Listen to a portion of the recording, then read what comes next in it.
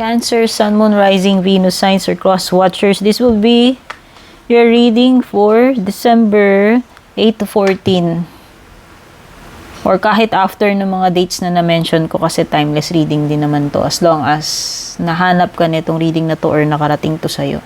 Thank you very much, Cancer, sa patuloy mong pagsubaybay, suporta. Thankful, grateful ako. Malaking tulong po yung inyong mga likes, shares, comments, stars, super thanks, yung mga hindi nag-i-skip ng mga commercials sa mga videos ko. Private reading, dumiretso kayo sa aking official FB page. Kayo po ang mag-message. Tandaan, hindi po ako mauunang mag-message sa inyo or mag-add friend. Kapag meron pong gumawa nun, yun yung mga impostor, yung mga fake na gumagaya sa page ko. Okay? Yung lahat ng details nakalagay sa description or sa pinakadulo. Diyan lahat ng kailangan nyong malaman. Tingnan na natin. Energy surrounding you. Meron kang hope. Freedom.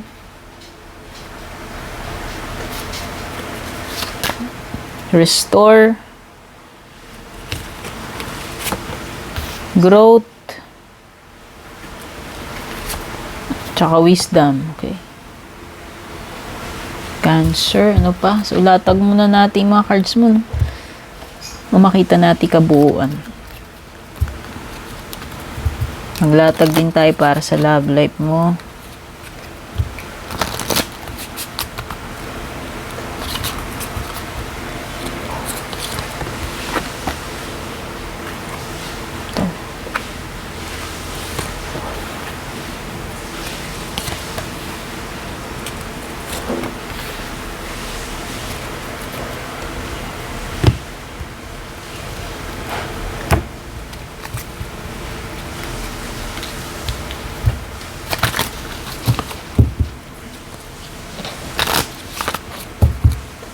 So, nakita ko may namumuong pag-asa para sa iyo, Cancer.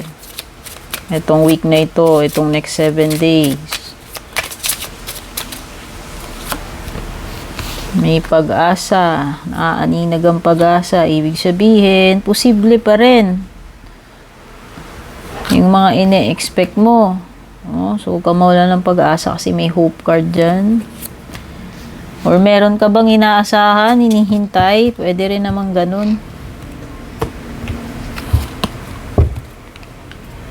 May mga mare-restore din sa'yo dyan, no? Sa iyong restore card. Meron ka ring freedom, growth, and wisdom. So, halo-halo. Maraming pwedeng mangyari sa'yo itong next 7 days. Unang-una na dyan, yung magkakaroon ka na ng kalayaan na magawa yung gustong-gusto mong gawin. Okay? Freedom, maaaring may mga libreng oras ka, no? Sabihin na natin, para sa sarili mo, o para sa kung ano mga activities na meron dyan. Makakapamili ka, magagawa mo yung gusto mo, bibigyan mo ng time yung sarili mo, or yung mga, kung meron ka mang specific na gagawin. So, freedom, walang attachments, walang mga obligasyon. Sabihin na natin kasi freedom malaya ka So, ibig lang sabihin yan, may choice ka. Hindi ka restricted, hindi ka confined.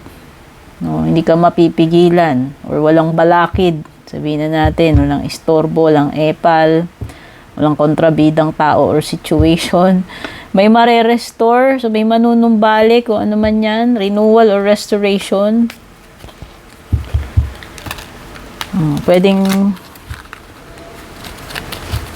may growth ka rin. Restoration nga ng freedom mo. Kung mga dati, hindi ka free gawin yun. Wala kang time, wala kang opportunity, or may mga balakid ngayon, hindi na. Mare-restore yun, yung freedom na kinikrave mo or kailangan mo. Pero pwede rin maaari ditong may mga ma-revive, ma-renew, manumbalik, kasi restoration yan. Ma-repair. Pag-repair, hindi lang yan sa mga bagay, Cancer. Pwedeng ibang bagay, pwedeng ano yan, like, mga connections din na ma-repair or kung ano man itong need ng restoration, repair. May growth, sabihin na natin, maturity and wisdom, kasama sila nung growth, magkatabi, magkasunod.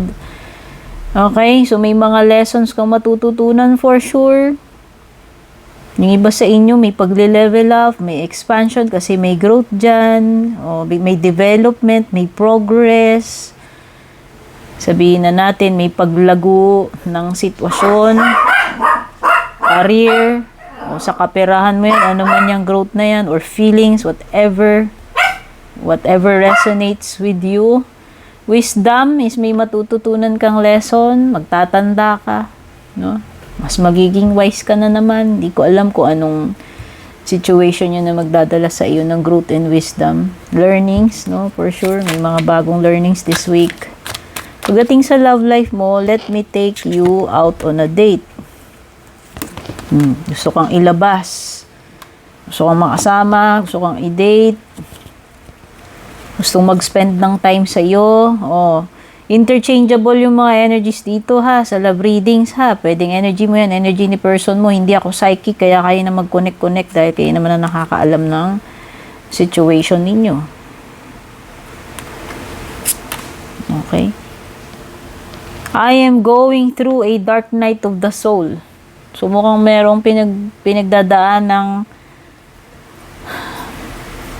dark path itong person mo, or I don't know if transformation yung pinagdadaanan niya, problema, pero meron, o ano man yan, may pinagdadaanan tong person mo. O kung kakonect mo man yan, kahit wala pa kayong connection, ay relasyon, or ano, yung commitment, no? Basta kakonect mo, kung sino man yan. Type na type ka niya, oh. I think you are so adorable. Siguro nakikyutan sa'yo. Adorable ka daw eh. Kyutan or nanggigigil sa'yo. I am thinking about reaching out. Ayan. Past, present, or future person mo man ite. Hindi ko kontrolado yan. Ano man yung nagre-resonate sa'yo, Cancer. Gustong magparamdam, mag-reach out. Makipag-communicate. Gusto kong makipag-date, makipagkita. Gusto kong makasama, ma-meet, no? Kasi cute na type ka niya, or hangang-hanga sa'yo yan, hindi ko alam. Kaya alam, pwedeng may mga pinagdadaanan pa tong person na to. And hindi ko alam kung paano yan makaka-affect sa inyo. Hayaan mo na lang mag-unfold yung mga bagay-bagay. So, punta tayo dito sa mga shadow cards mo. Itong mga shadow, ito yung mga bagay na kailangan ng healing sa situation mo, sa sarili mo, or sa relationship mo. Ito yung mga dark side ng sitwasyon or ng connection mo or ng sarili mo. May avoidance dito. Meron ka bang mga bagay na iniiwasan, Cancer? Or pagdating sa mga connection mo, sa sitwasyon mo, or merong bang tao na iniiwasan ka? Halimbawa, may mga bagay na takot ka mangyari, iniiwasan mo mangyari, pero alam naman natin na hindi natin kontrolado yung mga ganung bagay. Okay? Basta may avoidance eh. May pag-iwas na energy, whether ikaw yan or in person na nakaka-deal mo, sa romantic man yan or hindi, or sa personal mo, dinidil mo sa sarili mo. Meron ding mga ego issues dito. May attachment issues, obscurity. Ego ang pinapairal. Masyadong malaki ego netong person na to. Ikaw man yan yung nakaka-deal mo. Hindi nakakatulong sa situation.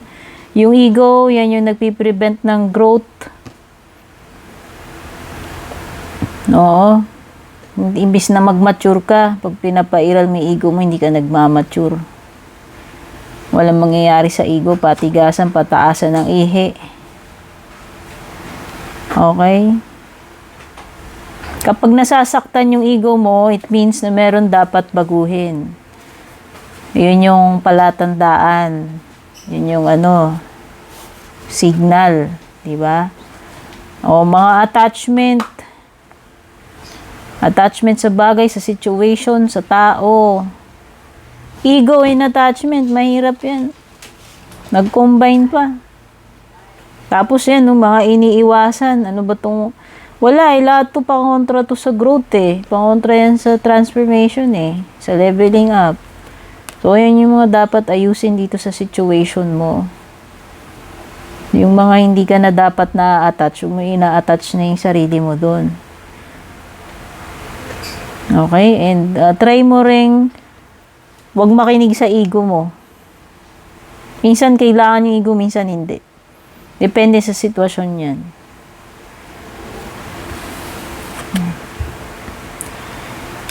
Okay, may mga obscurity din dito. Pagiging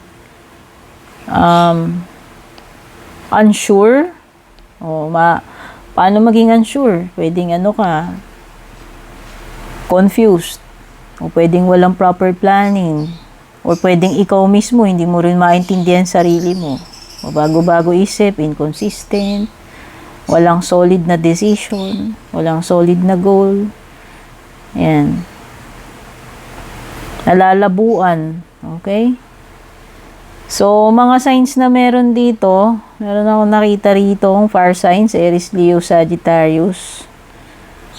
At saka may Gemini. Meron din binabanggit dito about timing. Mga 1 month daw or hintayin mo yung next new moon. O yun yung clue ha. Kung ano man yung mga magaganap dito kung saan man tumutugma itong new moon. Meron something dito na magmamanifest eh. And then, specific sinasabi, magmamanifest mo ano yung desires mo. Cancer. Which is in a span of 1 month or next new moon nga. Kung alam mo yung mga moon cycles na yan. Ako, hindi. Nakikita ko napaka-energetic mo.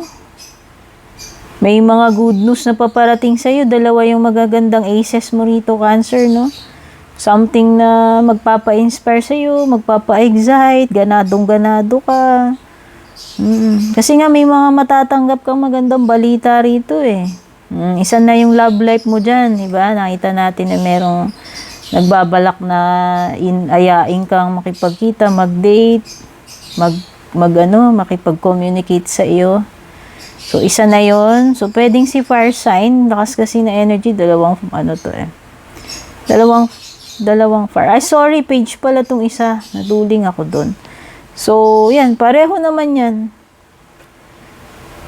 Someone na magiging interested sa'yo or magiging interested ka dito, tao man ito or situation, ha? Romantic or not. Meron dito talagang, excitement eh. Panibagong endeavor, man tong sisimulan mo kasi Ace of Wands is about beginnings eh. Okay? Someone na, energy na youthful or masayahin, energetic. Pwede rin namang mas bata by age. May pagka-adventurous, may pagka-curious. Siya, masayang kasama. Hindi siya boring. May excite. Alam niya kung paano kanya, ano ba tawag dito? Paano kanya mapapatawa? Yun yung nafe-feel ko dito. Mga plans. So, ito, pwedeng ikaw to, no? May mga plano ka na magagawa mo this week. Or meron mang person na may mga pinaplano siya sa'yo. Basta may good news. Pwede ring may travel. Meron something talaga dito na magi-spark, magi-ignite, magsisimula. May passion, chemistry, may engagement. So, may contact, no? May pag-meet together. Ano mang activity yan, romantic man yan or not.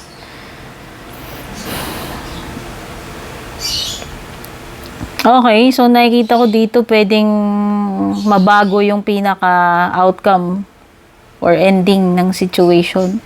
So, 10 of Swords mo. Or maybe meron kang pwede mo pang remedyoan, baguhin, or ma-avert yung isang disaster or situation. Kasi ito parang disaster to eh. So, pwede pa. Parang may time pa or may kakayahan ka pa na baguhin yung possible na magiging outcome dito. Okay, so ito yung matter of importance. Especially kung mayroon kang gustong iwasan. Kasi parang, saan ko ba nakita yun? May avoidance kasi eh.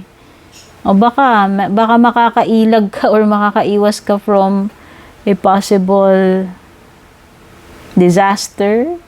Ewan ko. Pero meron ding, may mga i-repair talaga. Definitely may mga magkakaayos-ayos dito. May improve ka. Mapapagana uli. Mare-restore eh. Dalawang card nagsasabi ng repair restoration dito. Meron ding mga ma-accomplish mag-end kasi may pag-move on dito. So, pwedeng may movement or moving forward. Pag-usad. Okay, may regeneration, restoration, repair. So, yan. Tignan natin yung mga sagot sa questions mo. Gumawa ka ng 4 na questions sa isip mo, Cancer, bago mo i-proceed ito. Huwag kang magmamadali. I-pause mo. Meditate ka mabuti. Huhugot ako ng 4 na cards para sa 4 na katanungan mo. Ngayon, yung katanungan mo, simplihan mo lang. Mga question na maiksi lang na nasasagot ng yes, no, or maybe. Yan ha. O, pause mo na lang kasi hindi ko nahihintayin yung matagal. Unang question mo ang sagot, take a chance. Ang take a chance is maybe. Hindi ko to masabing exact yes or no. Malalaman mo pag sinubukan mo, kaya nga take a chance eh. Ayan o. Try mo. Sagot sa question mo. Question 1.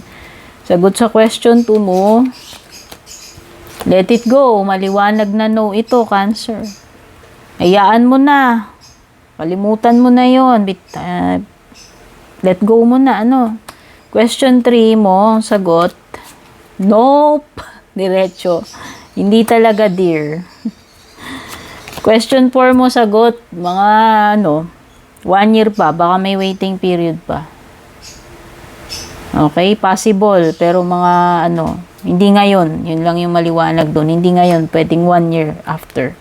Okay, Cancer, sana makatulong sa itong reading na to. Take care. God bless. Babush. And kung balak nyo pong mag-book or mag-inquire ng personal readings ko, basahin nyo lamang po itong nakasulat sa screen or yung nakalagay sa description.